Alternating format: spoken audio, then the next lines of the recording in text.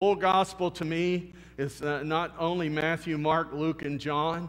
It's Matthew, Mark, Luke, John, New Testament there. But the book of Acts is really, to me, found the expectation and the desire to be part of what God is doing up to another level, because we don't want to be anemic.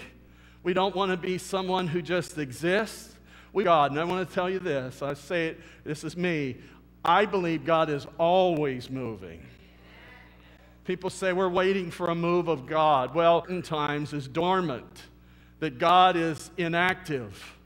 God is constantly sustaining, constantly advancing something. And so it's not a matter of whether God is going to move.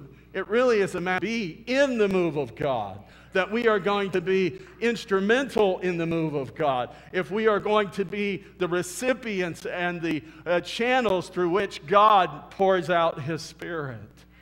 Because we're not waiting for God to do something. We often believe that God is withholding revival from us because He really.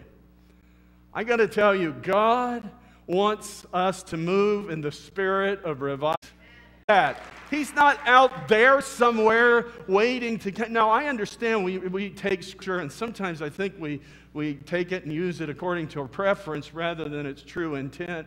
But God is standing at the knocking and desiring to come in. On occasion, not on occasion. You know, some significant things take place over a generation or during a century. I want to tell you, they're memorable, they're meaningful, they're powerful, but God is wanting to raise some new things for us. How many here are brittle? That when God wants to pour the new wine into your life with what God is doing. How many here can say, I'm not brittle? I mean, that might be a stretch. You might have to say, well, I feel brittle.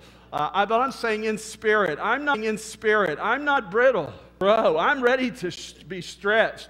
I'm ready to move beyond my limiting, beyond the milestones that I have crossed before. I'm ready to advance further in Him.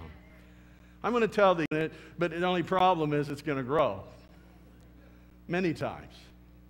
But